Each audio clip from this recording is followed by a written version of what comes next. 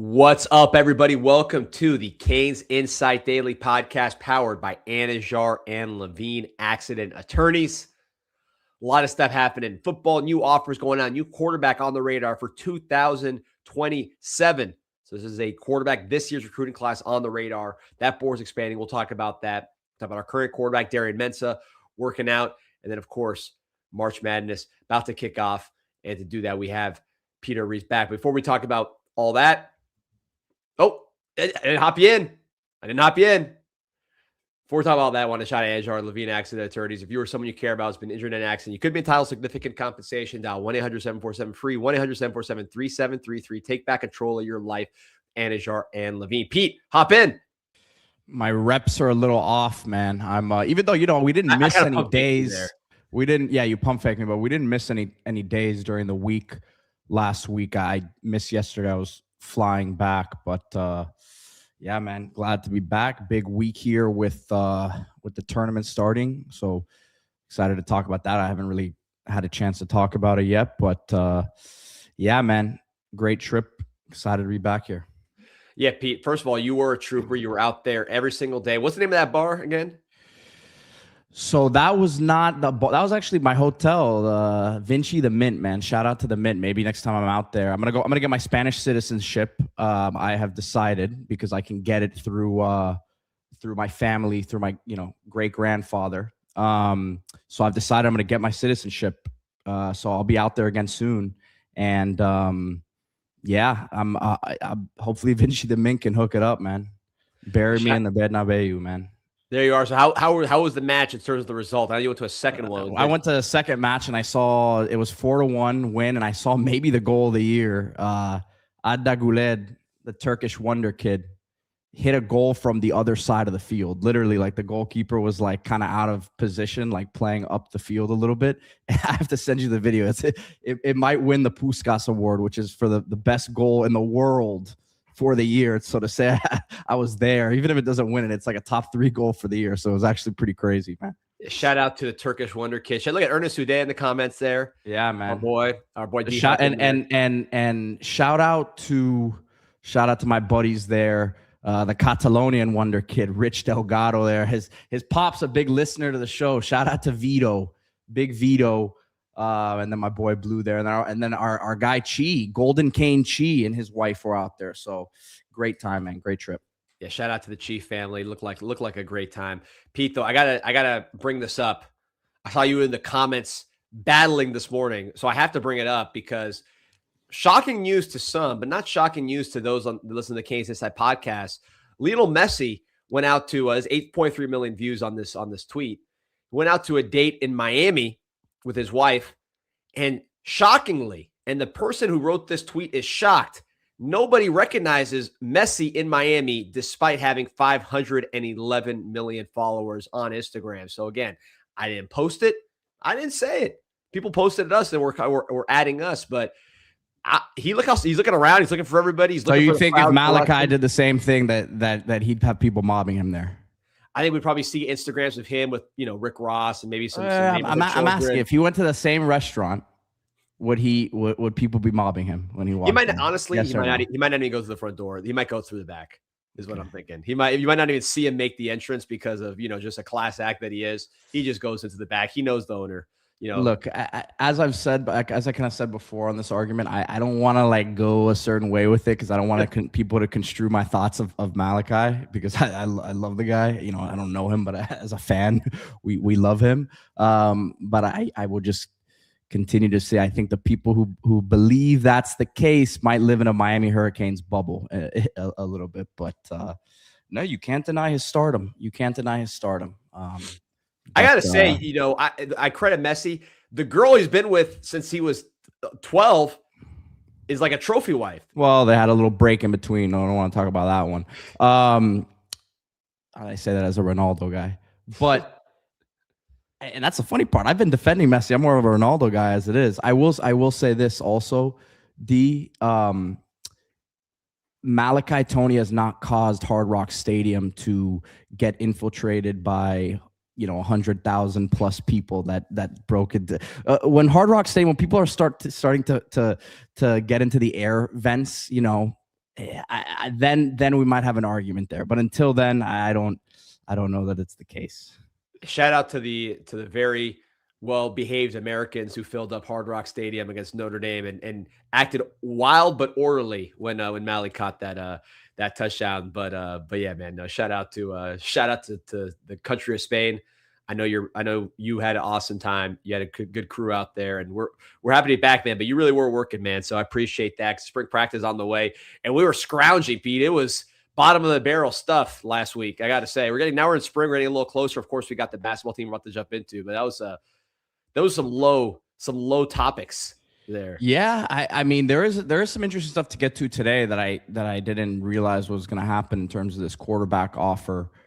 So excited to get into that. But yeah, it was not a huge week in terms of content. But remember, they were also on spring break, which there was a group of the guys who actually were out in Spain with Coach Baez and a couple of the other coaches. I don't know if it was some sort of leadership thing. A lot of the young guys went, but they were actually they went to Barcelona and they went to Real Madrid.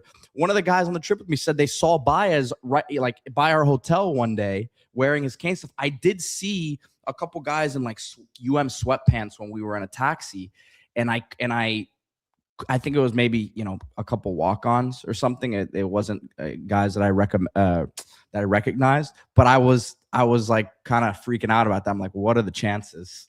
But the worldwide, man, and they were on spring break, so that's why again a lot of last week was a quiet time because the coaches weren't around, the players obviously weren't around. So I think we can probably say, because over the summer there's so much happening recruiting wise and all that, like that might have been the slowest week we're gonna have all off season. So oh yeah, it's full speed ahead now with recruiting. I wonder if Max Buchanan got mobbed in Madrid. We'll have to look into that.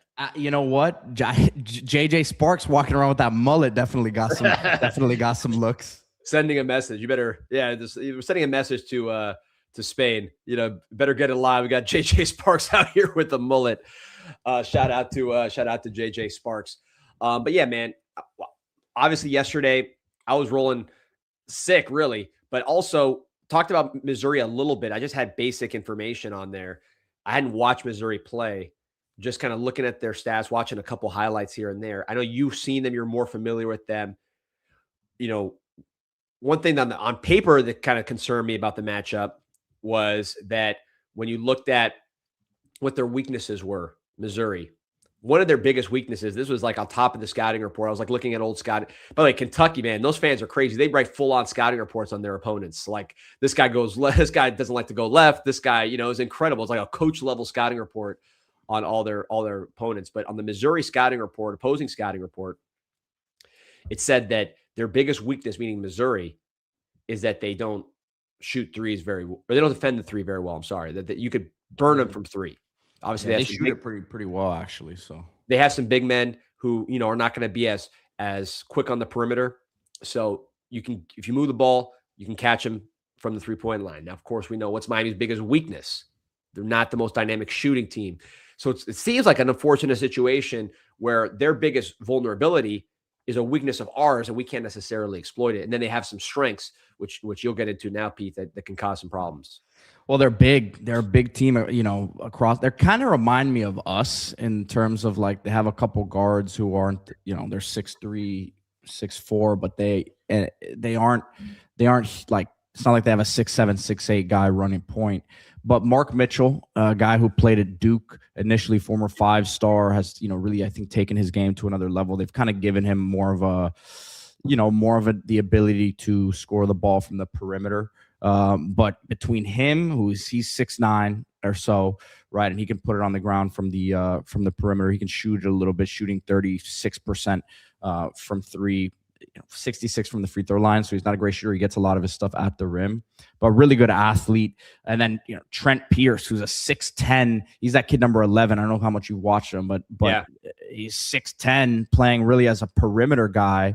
So you talk about, you have him, then they have their center, big man Sean Phillips, who's you mentioned he's not the fleetest of foot. I think if you get him working in like pick and roll action, you can have some success with Uday at, lob threat there, or if you go small with a Malik, and that might be something interesting to watch there. But they're going to match up well in terms of like, and this is why I would almost have preferred a mid-major team who was like a, right, really a team that could score it. And maybe we say, all right, let's just get our athletes on them and be more physical than them. But I don't know that you're going to be able to truly out physical this team. I mean, you've done it all year long, but I don't know that this is the team you do it with. You're still favored in the game. Missouri is not a team that is playing all particularly that well. I mean, they've lost 4 out of their last 6, albeit two of those losses to Arkansas, who might be, I have them as a Final Four contender here, and they've lost their last 3 games. So it's not like they lost to Oklahoma. They lost to Kentucky. I believe it was Kentucky in the tournament as well. Let me make sure I'm correct on that. Yeah, it was Kentucky. So, I mean, they've lost their last 3, but it's not like they've lost to slouches here. But Mitchell's been on a tear. I mean, he's had 32 in his last 2 games. He looks like an NBA guy to me if the shot keeps developing there. But and then just overall, I mean, Dennis Gates has been there for a few years now. He hasn't really had a lot of tourney success there. His first year, they made it to the round of 32. Last year, they made it. They were a 6th seed and lost in the first round. Then the year before that, I didn't even realize this. They went 0-18 in the conference and went 8-24. So he's only gotten to the second round in 4 years now. I think he's a former Florida State guy. Him and CY coached together over there. There's going to be a lot of, you saw the pictures that were coming out. And there is some roster, turnover here from when he was there. But overall, their guards don't really worry me. They have a couple guys can shoot it, but not really. I don't see anyone that I'm like, man, not only are they big, but they've got a guy from the perimeter here who can really, really score it. I think we'll be fine there. But as Bagging Up says, this is an SEC tested team. I know we joke about the SEC, but that's a really good conference. You're not gonna be able to just like bully them, is my point, and that's what he's saying here. So you got to be efficient. Now, their numbers on KenPom in terms of offensive and defensive efficiency are not great. Miami's ahead of them in both. They're rated the number 50 in terms of offensive rating. Miami is 33, and then they're actually even worse defensively. They are 78th in defensive rating, and Miami's 33rd. So in terms of those metrics, which I don't. Sometimes I laugh at some of the metrics, but when I'm just how the rankings go, but when I'm looking at KenPom, like offensive and defensive efficiency ratings, you can't really.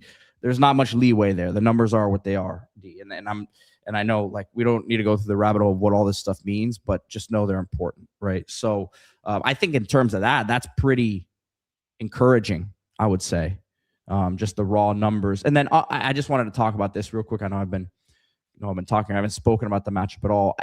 People are complaining about which deservedly so. It is interesting that is a home game for Missouri, right? And shout out to my boy Mark Poulos, who's a reporter out there in Kansas, former Cane. He's in Kansas City for one of the news stations, and he grew up a Kansas guy, but he said, look, this is about an hour and 20 minutes away from campus. He said there will be 17,000 Missouri fans there. It will be a home game. I will say this. Miami has played well in road environments this year. They played Virginia 10 times better than they played them the other day on the road. Yep. Right. They beat Florida State on the road, not handily, but like they pretty much took control of that game pretty comfortably late against Florida State, as opposed to losing them here. I think that atmosphere, people can complain about that, but I'm looking at the big picture here, D. I don't think Purdue is the toughest 2 seed to have to play if you win this first game. And I think there's you look at the other side there. You got a chance to maybe play, if you win a couple games here, you got a chance to maybe play a team that you've played before.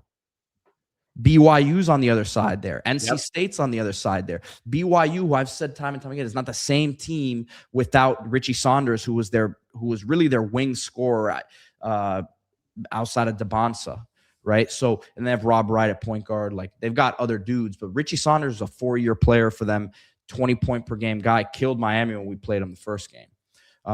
So And Miami was in that game.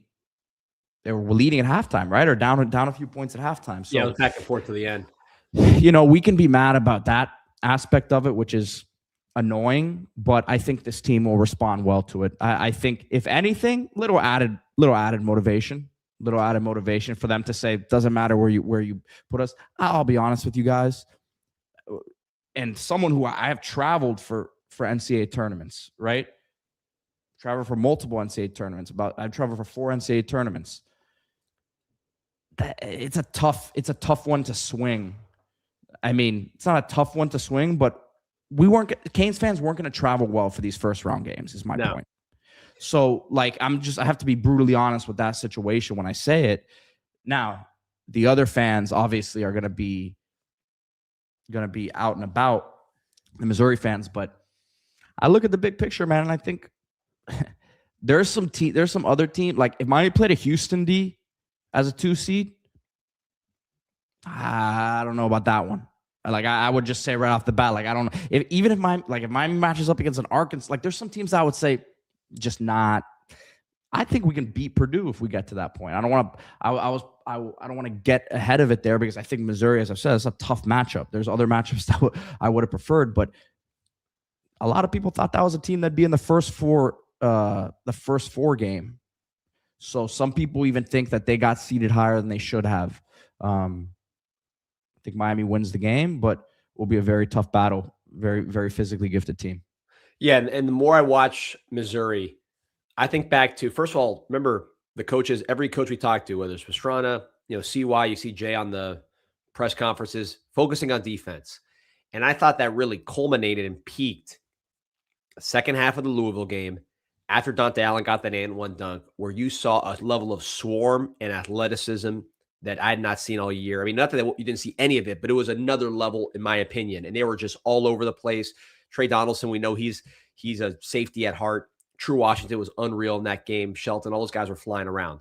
And I thought that was really an eye-opener of how disruptive this team could be with their athleticism when they're fully revved up. Missouri turns the ball over. Like you mentioned, their guards are not very good. They lead the SEC in turnover percentage. If we can crank up that defense to that level, you have big men that aren't going to be dribbling, between the stretch 4 and the center who's a rim runner. So if you can really swarm on those guys, they don't have the ball handling necessarily to deal with that. So I think that could be an advantage if you get to that type of game with Miami's athleticism. And I just looking at their schedule, because bagging up, makes the point that they're, obviously we talked about how they're athletic, but they've had impressive wins. I'm looking at it 2 ways. One, you're playing in the SEC. They have a 1-point win over Vandy, a 4-point win over Tennessee. Obviously, 2 really good teams there. You had a 2-point win over Florida on January 3rd, where Florida was still trying to figure things out at that point as well. They had actually started, I think, 0-2 in the conference, and people were like down on them. But here's what's interesting to me about them, D. You got not only do they have a loss to Notre Dame, at Notre Dame, they have a 20-point loss to Kansas. They have a 43-point loss to Illinois. They have a 17-point loss to Texas. They have a 16-point loss to Oklahoma. It's a lot of blowout losses, D. Miami has gotten, I'll quantify even though we watch, and I know some of this stuff, that the games are way different than the outcomes of the games are different than how it's played. But UF, I guess you could count as a double-digit loss. BYU was a double-digit loss for Miami. For this recent Virginia one in the Clemson game, that's 4 off the top of my head. That's a lot of, 20-point, 43-point losses.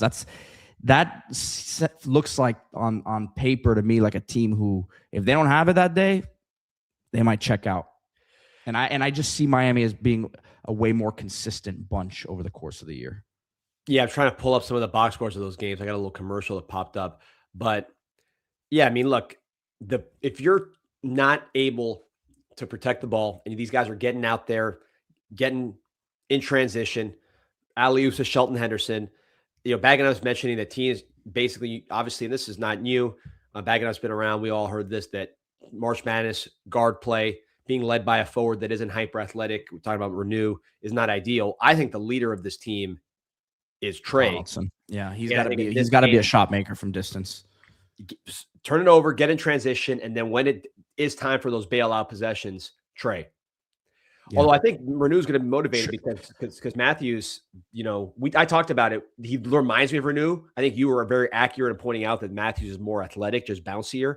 But Renew's thinking, this guy is me, lefty forward that scores.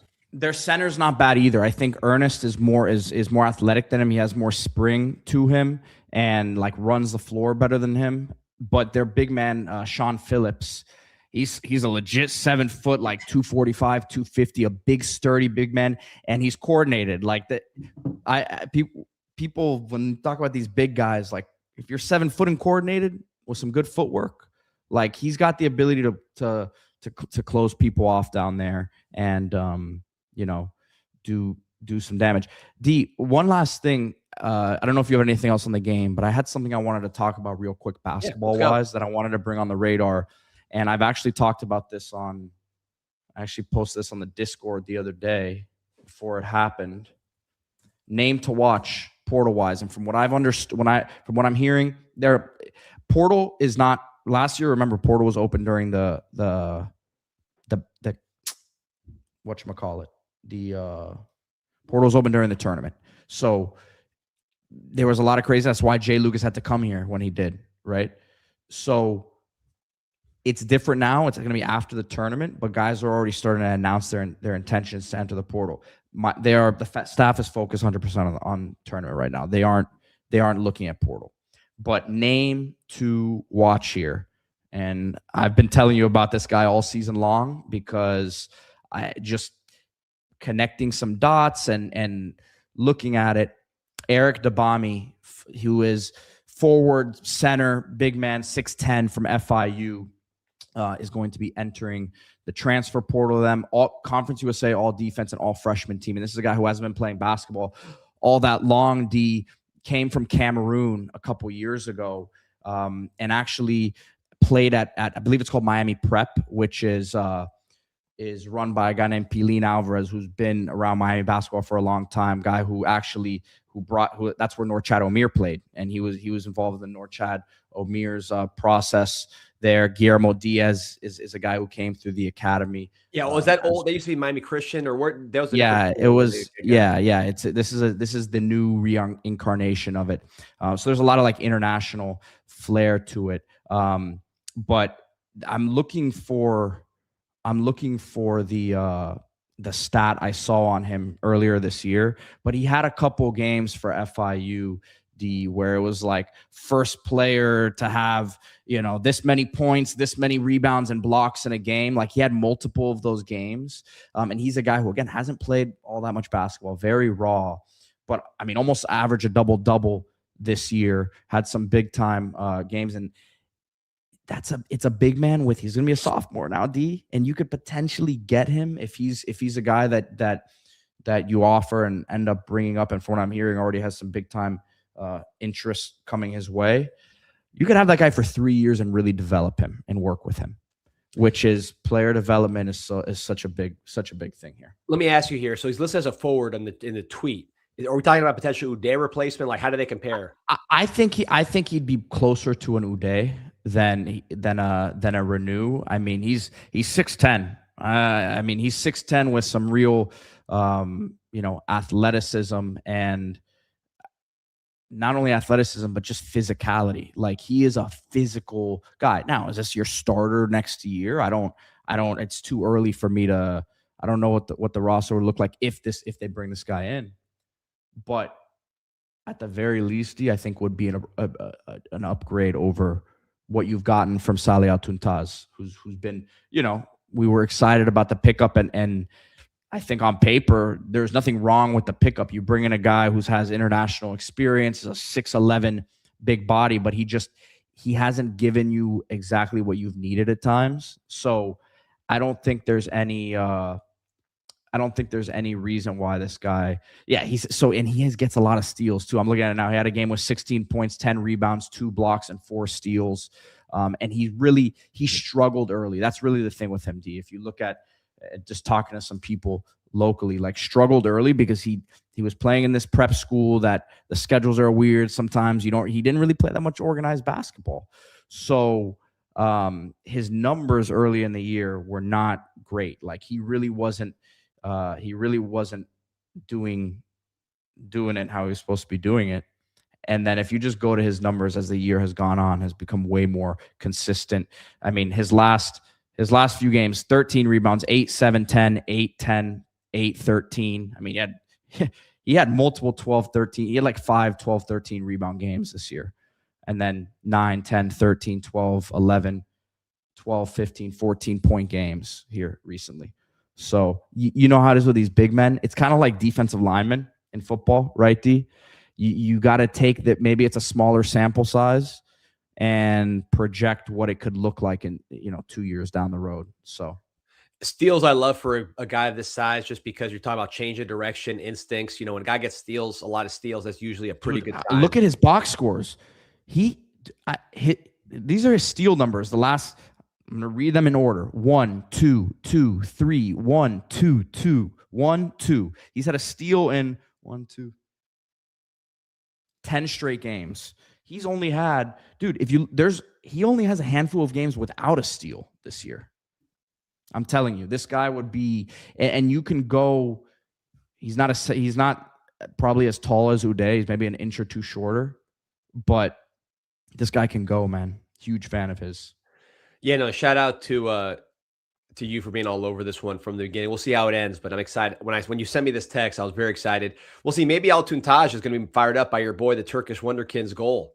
Maybe that'll be inspiration for him to. I actually talked Turkish football with Sally when we had media day. So definitely, man. But no, that we'll be as we are with football, and I think this portal for basketball is going to be fun, man, because these 3 guys, there are 4 guys. I always forget True Washington, not because he hasn't been a big player a bit, but just because these 3 were the seniors that came in, and they were the Florida guys. But those guys all had made the jump without seeing what could be done here. It's very easy to point to now the success of all those guys, and really the development of each of them having career years. Not only development, but they're all playing in roles that has been best for them, right? Which isn't always the case. Like sometimes you just have to play a role that the team needs you to play. Like Timo Malovich has had to do really this year. Right. I think you'll see more of him on the ball next season as a creator. But they have to get portal guys, D. You're gonna see you have Caleb Gaskins committed. You're gonna, from what I understand, D, probably at least one more high school guy. I don't know what that may be. You know how it is there. I think they might capitalize on one of these guys who, if there's a coach fired, right, or someone gets out of there, like you did with Henderson last year, and Dante Allen, really, with Villanova. But you're gonna be bringing in. I've heard from multiple people now that are involved in the international basketball space that Miami's in contact with them, saying, "Hey, what do you have right now?" Like they're in the market for some more Europeans, right? Noam Dovrat, by the way, they got something there, D. I mean, I think as he continues to get healthy, as he's gotten healthier, the guy's shooting 47% from 3. And great passer, too. So, if people are closing out on him hard, as he gets healthier, they can really start penetrating a little more. I mean, when I saw his highlights coming in, I was thinking passer as kind of his main skill, right, at his height. Not so much the shooting, not that he couldn't shoot, but it wasn't like you brought him in as like a DJ, where it was like, we're bringing this DJ Vasilovich, like we're bringing this guy in only to shoot. He was brought in to be an all-around player. He just happens to shoot obviously very, very well. Kyle asking, just now tuning in, are we taking 3 to 4 portal b-ball players? I haven't gotten the numbers. Like I said, they're not focused right now on portal recruiting. Obviously they have to have an idea. Off the top of my head though, okay, I don't know how much you're losing. I think you can have a pretty stable, you're losing the 3 seniors. Yes. Which are going to be very tough to replace. Trey Donaldson. Keep true, in my opinion. I mean, I don't think it. Gotta keep true. Listen, I don't have any information on that one or anything. I just know that a guy like him who's been coming off the bench wants to start. That's how it is. And he's producing like a guy who's a starter at a P4. So we'll see. I could that be a not to stir anything up, but I'm just like, we know what era we're in. If you're gonna talk about a surprise portal guy or something, like, I mean, I would have to think that's like a potential thing. So you're losing the 3 seniors. You're bringing in Caleb Gaskins as a 5-star. You're probably going to bring in another high school kid, right? And by the way, they had an extra roster spot this year they didn't fill. So technically they can bring in, they have another scholarship that they could use this year coming up. Guy on the roster that people have forgotten about, that's been stashed away. And I haven't talked about him either, just because I think there was some eligibility stuff. Trayvon Maddox. Yeah. 6'8", 6'9" wing guy who from what I've heard has some really good defensive ability, really good athlete. 4-star coming out. He was a top 100, top 120, 130 sort of prospect. So he hasn't been playing this year. So you get him in year 2 now, which it's your old school. It's funny because Bagging Up says we have to become the destination for next level portal kids. Miami's been the basketball destination for portal kids before the portal was a thing, right? You look at Jack McClinton was a transfer, Shane Larkin, Kenny Kadji, Sheldon McClellan, Cam McGusty. I mean, you could argue that and there was articles done at the time of like how Miami was. Angel Rodriguez was a transfer. Yeah, Angel Rodriguez. I'm about to say. Angel Rodriguez was a transfer, and probably, he missed some time with injury, but probably could have played earlier than he did for Miami. I say all that. Did you say Jordan Miller too? I didn't say Jordan Miller, but he's another one, right? So, and I know what Bagging Up's saying. He wants when the Yaxel Lendebergs go on the market like he did last year. He wants Miami to be in the mix there. We all do. But it's just, I would say 3 to 4. I don't know that. I think maybe definitely 2. But if you bring back the nucleus of this team, D, Josh Gross says, I just don't see the Timo as a creator, maybe catch and shoot on the wing, but not a shot creator. I'm not talking about a shot creator. I'm talking about as a playmaker for others. And listen, he was the point guard for the Slovakian national team, putting up big numbers. Go back and watch some of the clips from that, man. So I'm not talking about creating his own shot, which is, I think that's what you thought I was saying there, Timo. But off the dribble, he's a really good passer. And I think that he's had to play a role. He's been a catch and shoot guy, which is not actually what he is, believe it or not. But yeah, man. Fired up, man. Yeah, I see people in the comments talk about, Euros are hit or miss. To me, I think you got to be what you are as a program. So we have local talent. That's the Caleb Gaskins, Dante Allen kind of pipeline, we'll call it, like those kind of guys. Then you talk about portal, just guys that Lucas may know from AU or whatever. They maybe finished second for and then trying to bring him back. And then Euros are going to like Miami better.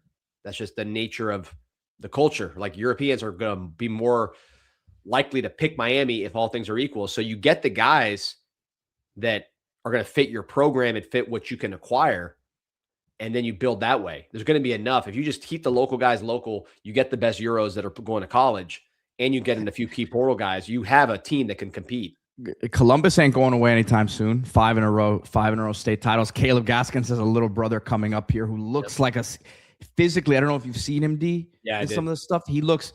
Hey, I know Columbus doesn't really do the reclassification stuff, but I wouldn't mind seeing it. He looks the part. They've got a center next year, Akol Nyak, as well, I believe from Senegal, and he's someone who could be on Miami's radar this next year. And as Josh says, obviously with Marcus Allen, number one, we want him to get healthy. That's the basketball is completely secondary, but you have to keep him, on your mind as someone who's on the roster still. It's funny when Columbus used to recruit out their area, it used to be like Richmond Heights. Now we're talking about Senegal. So they expanded their recruiting footprint quite a bit. But D, I'm going to tell you the truth. He was already in that kid was already in Baltimore, Maryland. Okay. Columbus it recruits itself at this point. I'm not just saying that as you're not. You're right. I can't say anything. There's really nothing you can say when you have the pedigree that you've had, not only actually winning on the field, but now actually producing these guys who are in football and basketball here, who are going to be top 3 picks.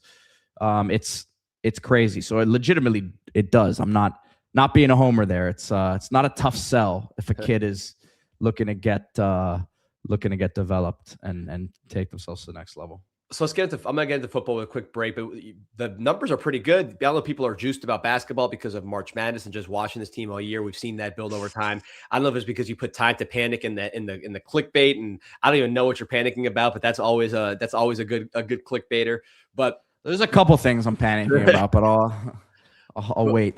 Before we get to that, I'll tell you what I'm not panicking about, what I'm actually super excited about, and that's St. Patty's Day, man. It is St. Patrick's Day. Shout out to all the Irish people out there, all the Catholics. I'm actually in the shadow of St. Patrick's Church, which is our church here in Miami Beach. So shout out to St. Patty's Day.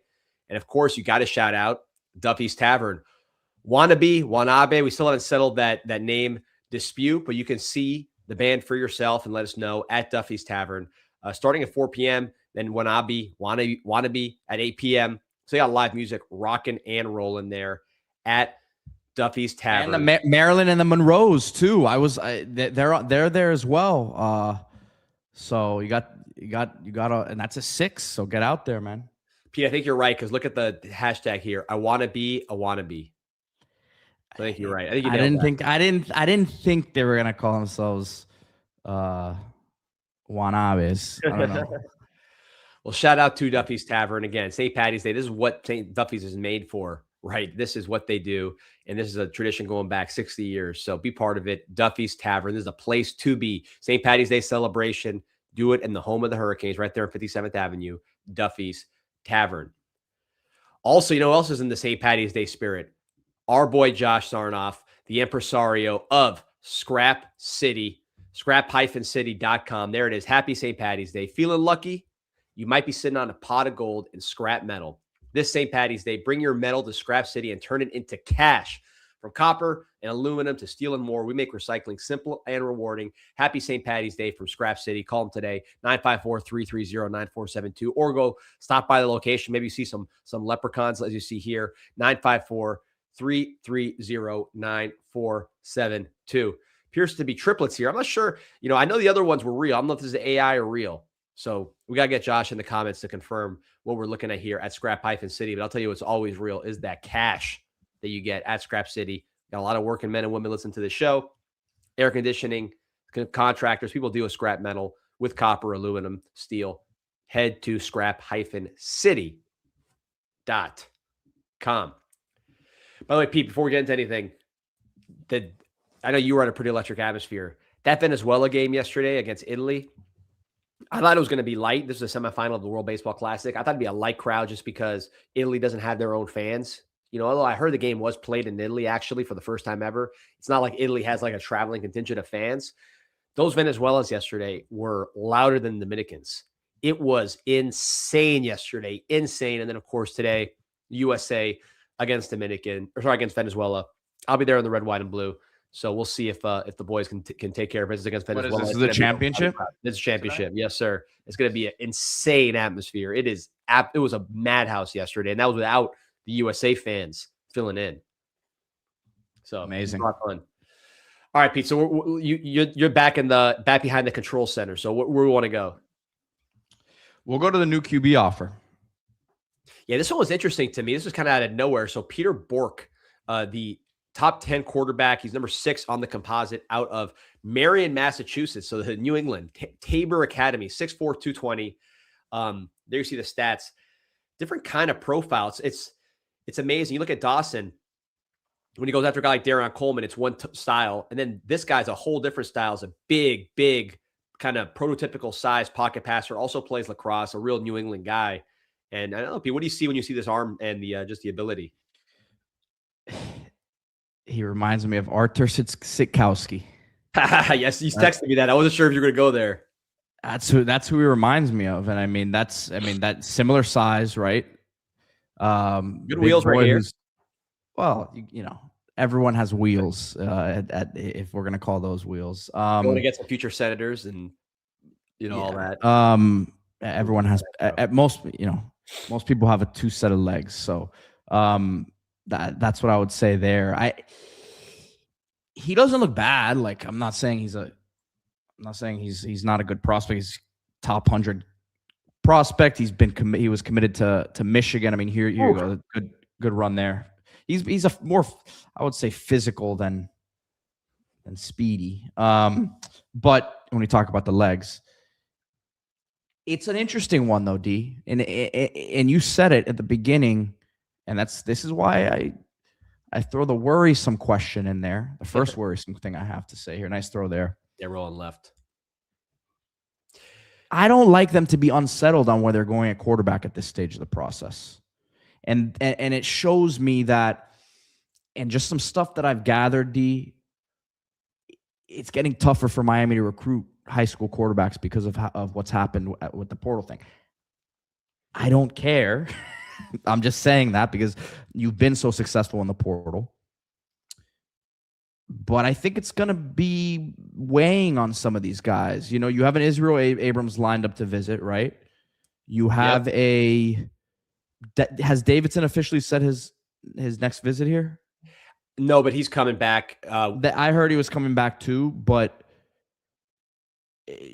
why are you? To me, I'm like, you got Davidson. You can go get Davidson. Go get, like, I don't need this, right? That's my view of it. So it's like, well, maybe they don't want all their eggs in one basket, but then you have Abrams in the mix too. Does that mean that they think he's going to go elsewhere? Or they don't like something about the evaluation? Could both of those guys go elsewhere? And this is why the timing of it's interesting to me. That's why I'm like, should I'm trying to like just look at the player himself, but I like some of these other guys that we're already after. So what does that mean for them? No, I hear you. And look, I will say with the Sikowski comp, I get why you say it. I think he's more athletic, just more productive. Now the comp is bad, so it's hard to tell too much, but he is, this is a productive player. You look at the numbers, obviously 6'4", 220 jumps out, but he did put numbers up. He was the player of the year, 9-0, 63% passer, 18 touchdowns, ran for 15 touchdowns. So he was pretty productive, and again against pretty bad competition. I like these lacrosse players. You see, he's pretty athletic. I mean, you see him running and stuff. He's pretty athletic for 6'4", 220. I heard some Penn State buzz here, and that kind of matches what he looks like, right? Just the physicality, the size, the arm strength to push it through what is, not the best weather. So I could see that. But here's an interesting nuance there, Pete. We talk about Israel Abrams from Chicago, who's a top 5 quarterback in the country. He's actually not the highest ranked quarterback in Chicago, in the city, because, and I'm going to butcher the name, but Jake Nowrot, who is a basketball player, highly productive, 41 touchdowns in 34 quarters there in Chicago. He's actually and he's a great basketball player in Chicago. He's actually the highest rated player as far as the quarterbacks in that area. And guess who just offered him and is picking up steam for him? The Oregon Ducks. So remember, Will Mensah, I believe right now is the number 1 quarterback, depending who you ask. Miami's been on him very, very hard. He says they're recruiting him harder than anybody. He was projected to Oregon. So if Oregon goes in that Nowrot direction, does that mean Will Mensah moves closer to the Miami Hurricanes? And I like Mensah. I like Mensah. I mean, that would be a really good one. So I don't know that I'd be thrilled if this is the guy. I'll say that, D. And he looks like a Penn State guy. Like seeing Penn State be involved there, to me, I just, again, it was interesting they were offering him. I think the fact that this, just for clarity, this is a Michigan decommit, so he came back on the market, which I think is part of the reason why you see us jump on him like that. But I'm really watching that Nowrot situation because he's visiting Oregon at the end of this month, so basically 2 weeks. And if he pops for them, then there's Will Mensah, who I know and I've reported from the beginning, Miami really, really likes him. Does that one heat up? How would you stack these quarterbacks based on what you've seen? I know you haven't seen him a ton to really like. I'm a Davidson guy, man. I'm a Davin Davidson guy. Like he's I kind of made that decision a couple of weeks ago. Like that's probably my number 1 guy. Yeah, I agree. I like Mensah. I don't know if you get the same feeling, but I get a little like roboticism with him when I watch him. Look at that. I mean, is that? Can you accept that as a word? I don't know. It might be. Do you agree with that though? I think he's a pretty good athlete. I like the tools. No, I think he's a good athlete too. But I think Davidson he's flowing out there. It's interesting because you said about the portal quarterback and us not being able to land a top high school guy because of the portal. And look, we thought this might happen. And our view was basically that I think both of us, that portals, if I had to pick, I'm picking portal every day, given what we're getting. But I mean, these are top 5 names that we're in on. Like, we're not bagging up says that. I think stiff is the word I was like. I kind of got a stiff. I didn't get stiff. I got a stiff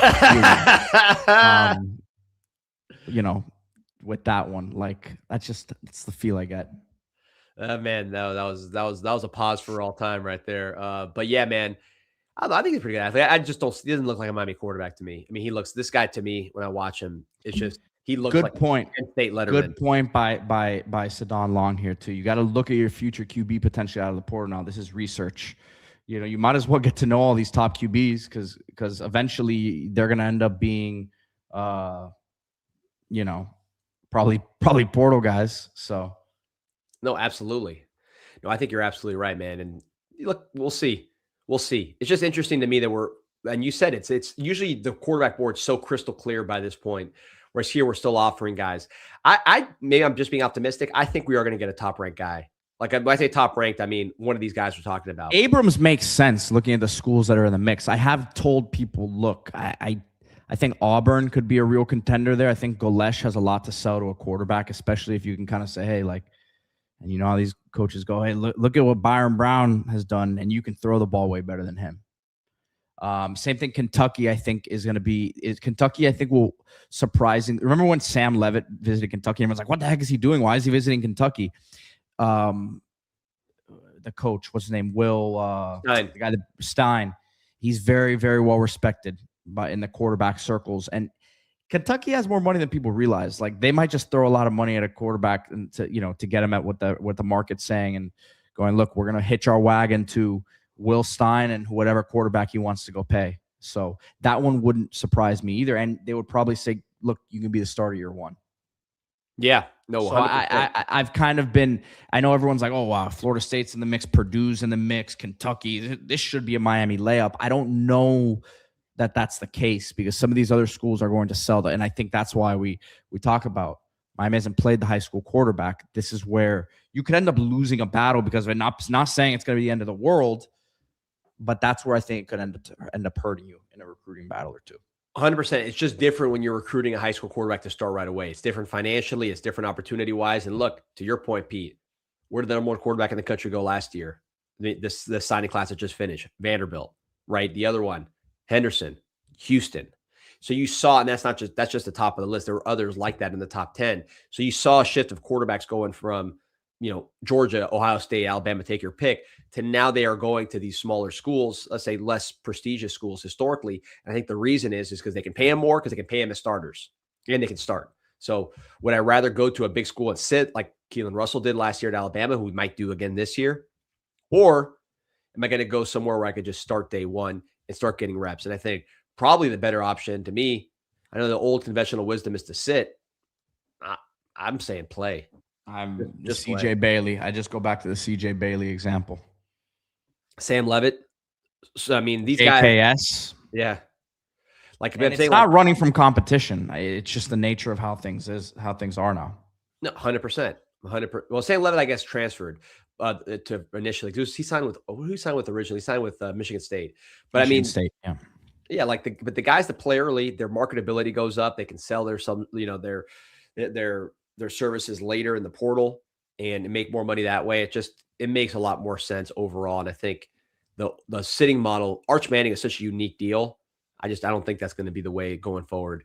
But we'll see, man. It's going to be interesting to see how this quarterback market settles. We'll be all over it. But Mensel's one right now that my eyebrows raised seeing that Narot, Oregon connection, because you can only take one. That's why these dominoes all matter when it comes to the high school quarterback.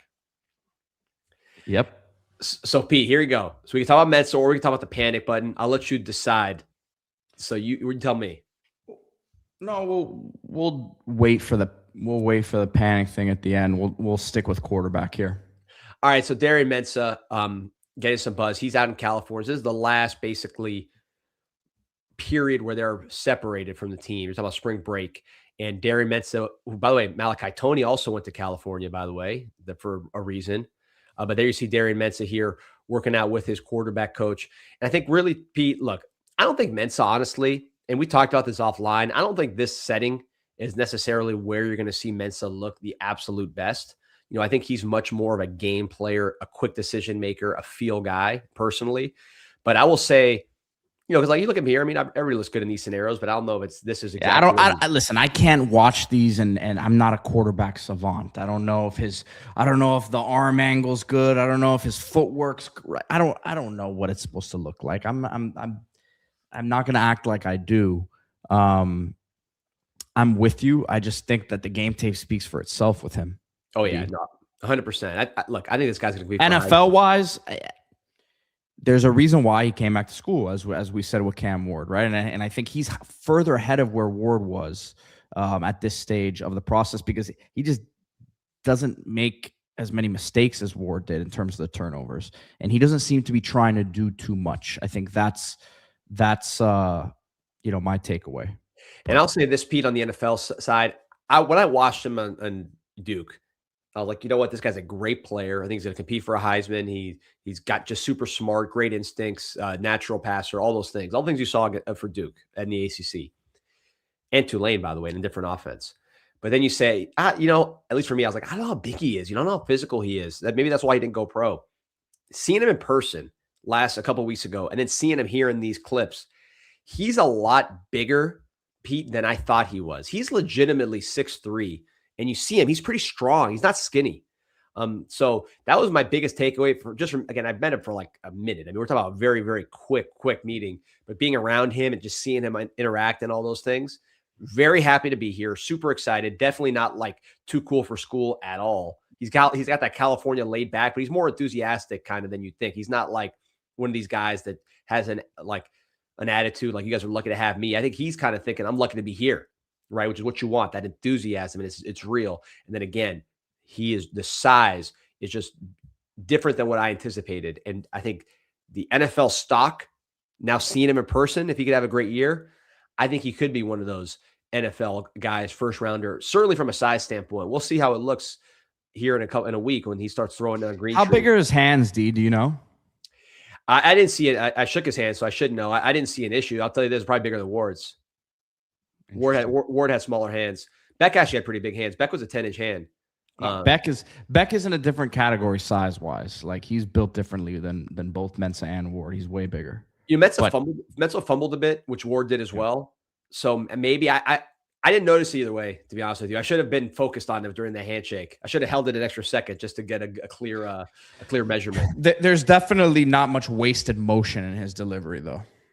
No, and he throws it just like that in the games too. I mean, he's a game player to the max. I mean, there's the guy similar to Ward, right? He didn't go to the camps and tear it up.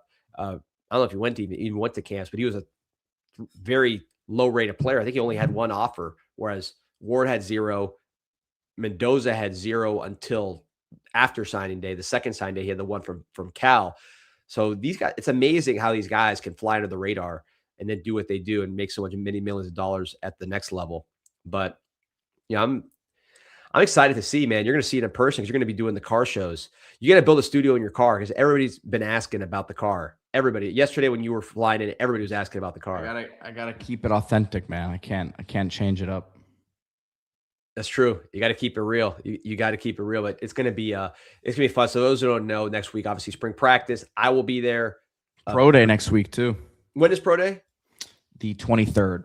All right, I'm gonna be out of town. Shoot. So we need to get coverage there. We'll be on the ground. I'll get some guys there. I mean, I'll be there. I'll do like a reaction.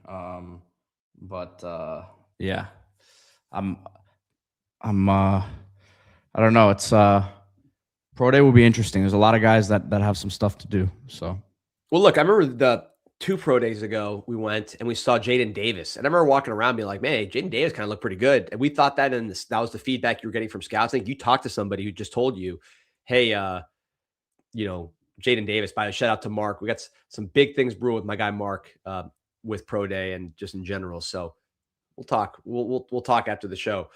But we saw Jaden Davis perform and we're like, hey, this guy looks pretty good. DJ Ivey had a really good pro day. Like those kind of guys, Pete, I think the pro day could be huge. Because I would say, tell me if I'm wrong, and you talk to these scouts, this is more your world as far as being around these guys. I really thought that Jaden Davis and the Ivy got drafted out of off a pro day, basically. I mean, then they're filmed too, but I mean, the pro day was really what prompted them to get picked as opposed to being a priority free agent. Yeah, and I think like a Bane, for example, can silence a lot of the stuff with the testing by his on-field workout, like his positional workout, because they'll have a coach, I don't know what team it'll be. Let's say it's the Patriots defensive line coach will work him, Mesidor, Blay through a workout. And what they're trying to do is really gas those guys and see what the reps are like, 45 minutes into the workout. Right. And I think that's where, you get to that positional stuff. That's where he's going to shine. I think both him and Mesidor will shine because of the, the work that they've done with Jason Taylor, and outside of that, everything else they've done. So people talk about pro day and they think just, hey, you got to run the 40 again and jump and all that.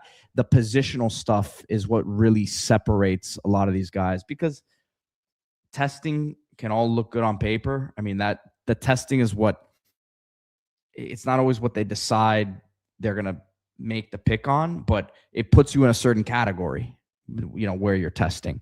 So if you can back it up with on-field workouts or kind of dispel some of the stuff from the on-field workouts or from the testing stuff, then it goes a long way in the process.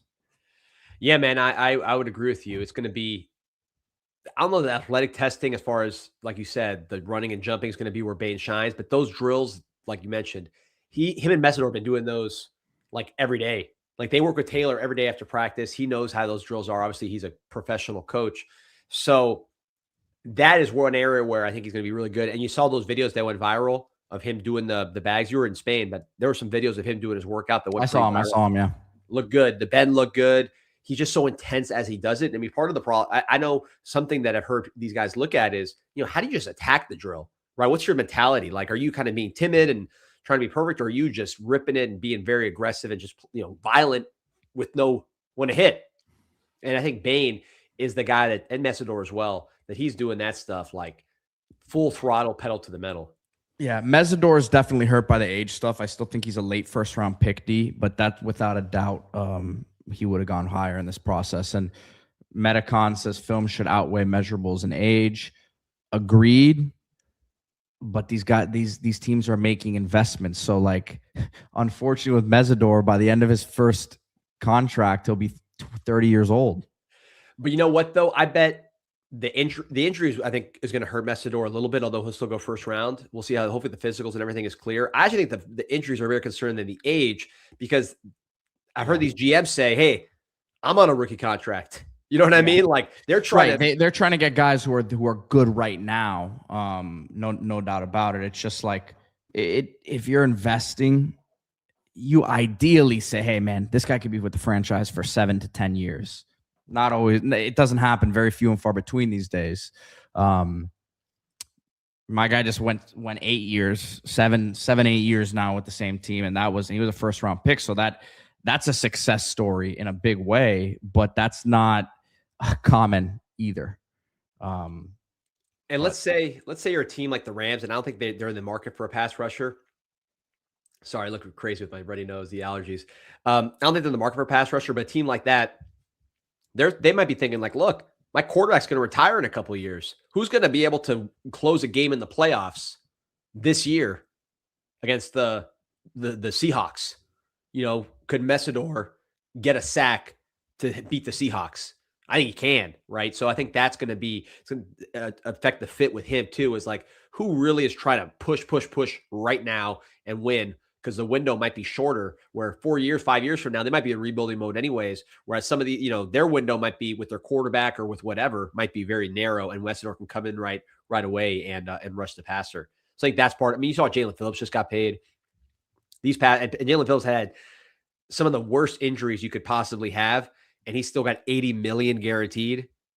And he is also pretty old himself. I think he is getting up there in age, because he was an older rookie as well. Not as old as Mesidor, but I think he was 23 when he got drafted. So, he's still only 26. Is he really?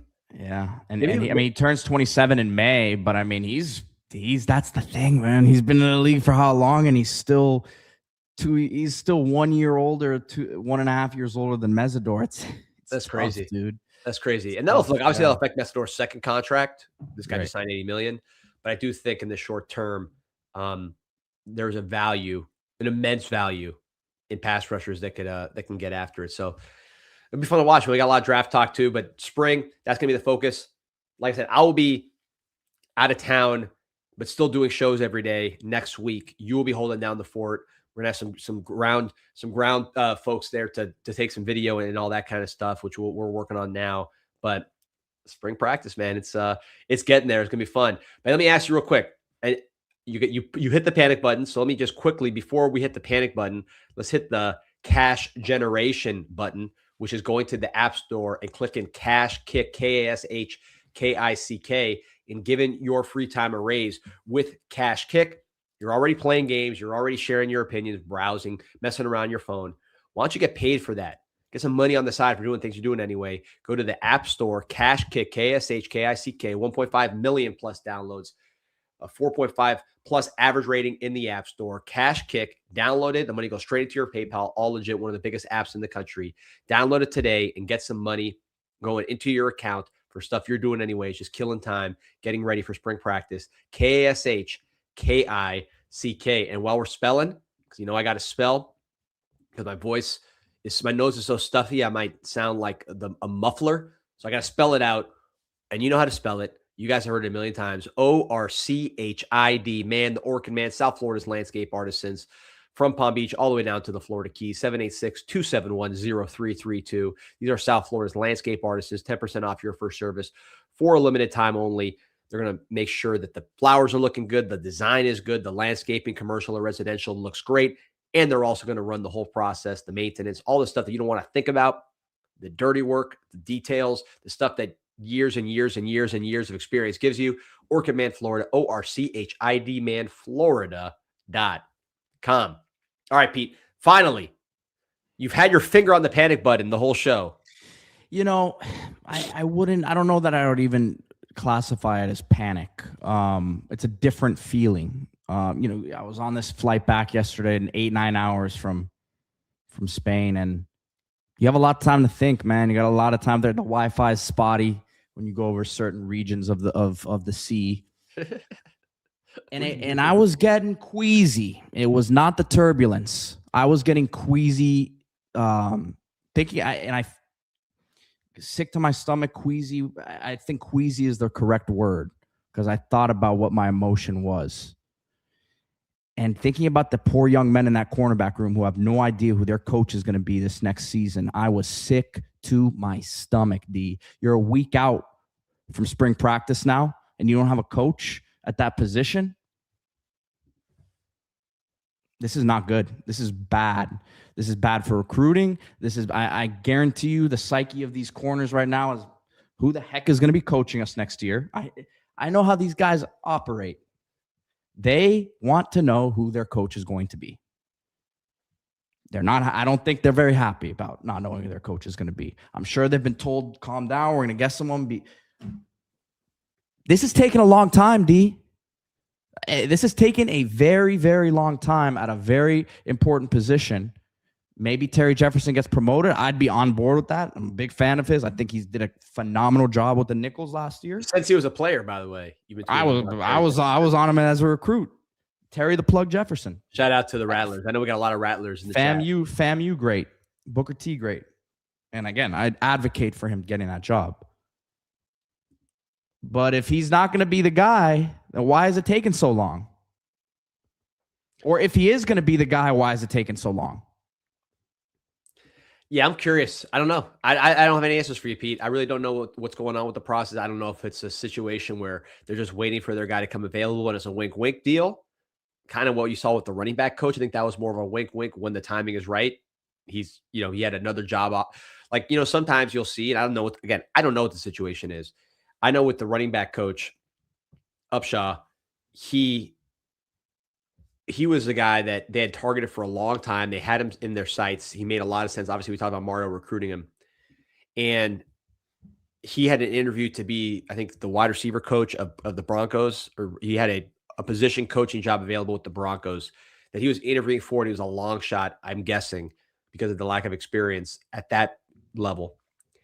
and he didn't get it. And then right when someone that job got kind of moved past him, he agreed with Miami. I'd heard his name before he interviewed with the NFL team. What I'm saying is, I think you see situations where maybe a guy is saying, "Hey, I'm gonna be your cornerback coach," but there's a 1 in 10 chance I could be the cornerback coach of, I don't know if the job's available. I'm just using an example, the Dallas Cowboys. So let me take the interview. When they say no, I'm saying yes to you. I don't know if that is what's happening here. I truly don't. But that could be a situation that you're looking at. Or maybe they missed on guys and they're just going down the Rolodex. That's possible too. We really don't know. But there's different ways that this could be delayed. Either way, I don't think it's good. Will it have an effect on the win-loss record of the team next year? I don't know. But for a room that talented, it's strange to me. And I think there's an argument to be made that between them and running back, those are the most important positions in terms of managing your room this next season because of what you have in there and how much high level talent you have there. Everyone, playing a certain different role, like managing expectations, managing egos.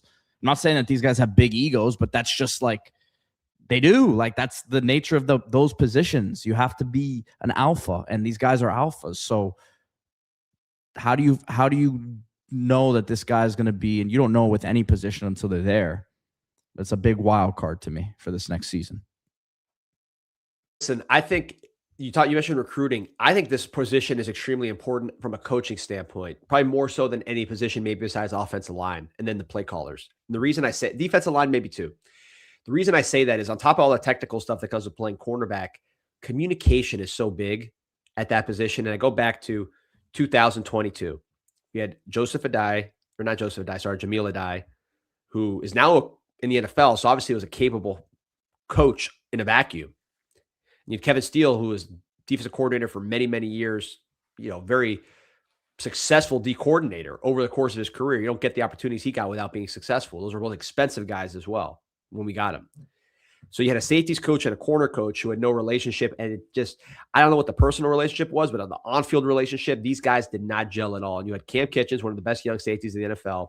James Williams went on to play pro as a linebacker, is still playing pro as a linebacker, started his last game. DJ Ivey, who's a pro at corner, and then Tyreek Stevens, who's a starting NFL corner. There is no universe where that group of players should have been ranking in the hundreds in pass efficiency defense, but that's what you saw in 2022. The Middle Tennessee game, we saw those games. Communication was a big problem. This past year, you had Will Harris and Etheridge, and they seemed like good buds. I didn't even know who was coaching who because they would interchange with positions. They had their rooms, but they were very much a unit on the field and from everything I've heard off the field.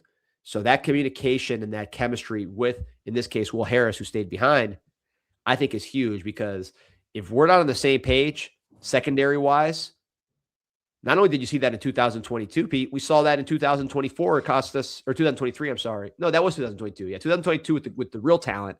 In 2024, we had less talent, but we still had those bad communication issues, and that cost us a playoff berth. I mean, look, maybe we've thought about it like a little wrong in terms of like, oh, well, maybe they just named Terry Jefferson cornerbacks coach. Maybe they just make Will Harris the entire DB room coach, and then Jefferson is his elevated assistant there. But that would be very un-Mario-like in terms of like he wants big staffs. I don't think he's gonna be like, we're just not gonna replace that guy. We don't need someone else there. That's not typically how he operates. And guys, I am, as Deshaun Blanding says, tell Pete Mario knows what he's doing. Stop worrying. I'm very pro Mario. I'm like one of the more pro. I've been, and that's one thing you can say about me. Like people say I'm critical about stuff. I'm a Mario guy. I've been a believer in him from day one. I've never wavered that he's the guy for the job. And I know he knows what he's doing. This is not me questioning Mario. This is not that at all. It's just like the case is you don't have a position coach a week out from spring football. That's not me questioning Mario. It's just what the situation is. How will as someone who has dealt with players, right? How will they react to their new coach? and how his style in managing a room will play itself out. And we don't know with any of these new guys, but we're going to be learning on the fly here. At least I feel like at least some of these other guys are getting to know their coaches now, right? Yeah, I mean, it's unique. By the way, shout out to Steve Sarnoff, one of the best athletes to come out of Kendall. Our guy Steve Sarnoff, shout out to him. Shout out to Scrap City. Mr. Milan Baby says it's valid. It is taking too long. Honestly, Kane in 850 says Mario's one critique is sometimes he takes too damn long to make a decision. To me, I think it's how does it land? Etheridge, our defensive backs got a lot better. He recruited good players. He went to the pros. That worked. Yeah. Now it's another shot up in the air. Is it going to go in or out? So to me, if you hit, no one's going to care if it was a week before spring or a month before spring. I don't think it really is going to impact recruiting or anything else meaningful. But you got to hit. And I don't know what the process is behind closed doors. But if you hit it, I think we're going to feel very good. The timing won't make a difference. You're really not losing anybody. There's no deadlines pushing. If you don't hit it, then you're just going to say, hey, was the process messed up? Were you guys scrambling? You know, to me, it just depends on how it goes. And then the timing will be an afterthought. Or maybe if it goes poorly, you might go back and say, hey, what was really going on with that coaching search? So it really just depends on if it hits or not. And I think the last one hit with Etheridge. We've had some that didn't hit. We'll find out. Well, yeah, I guess we'll see, man. I need some indigestion pills. I'm not feeling too good. You're gonna need some indigestion pills. Well, hopefully you don't need some indigestion pills, but I know how nervous you're gonna be just in general for March Madness because it is high level college basketball. Get your March Madness gear at MiamiHTS.com. Promo code INSIGHT20. We'll get you 20% off. Look at all this great March Madness gear. Who would have thought we were buying this gear when we were losing every single game for really the last 1.5 years? And now we're talking about March Madness gear. Shout out to the Miami Hurricane team store, MiamiHTS.com. If you're not local, if you're local, just go right across the street from UM. Promo code INSIGHT20 will get you 20% off your first item. Josh, man. Josh has been asking for more hoops talk the whole show. I don't know if you checked in a little late. We talked hoops for about half an hour today, man. So we'll have more coverage. We'll have more coverage all week, though. Shout out to our guy Joel, Canes basketball alum. He's at the Charlotte airport about to jump on a flight to Vegas. Pancakes and beer for 9 a.m. tips. Prayers for the Canes, my bankroll, and my liver. Let's go. Big week for you, Joel. Celebrate. You're going to win big. And you're going to win big on Friday. Wanted to shout out the Chill Zone AC, Chill Zone air conditioning, installation, repairs, and maintenance, servicing Tampa down. Beat the heat with Chill Zone AC. It's actually this cold front coming in here again, so I know a lot of people need the heaters as well. Chill Zone AC has you covered. Your comfort isn't just a temperature setting, it's a promise. ChillZoneAC.com.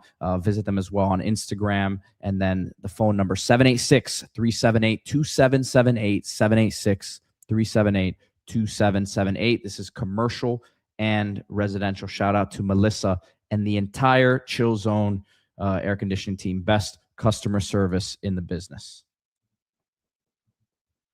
My guy, remember to like and subscribe. Josh, Josh is asking D also about bracket. I know Trenton Breeze put something up, so go check the website. I believe he has it up there. The ever controversial Trenton Breeze, who was not happy with the team's effort against Virginia. He's the new king of controversy, man. He's replaced Peter Ruiz. So yeah, go join the CIS bracket. We'll repost. I've been hesitant to repost Trenton for a couple of days. I had to put him on timeout, but we'll repost him and get the bracket up. But again, appreciate everybody joining us. Like and subscribe to the show. Peter, welcome back. Appreciate you being Mr. Worldwide there last week and doing the show every day. And it's gonna be a fun week, and it's only uphill from here, man. Or downhill. I always get that one messed up. It's gonna be great from here. Spring practice, March Madness. What's better? Like and subscribe. Go Canes. Go Canes.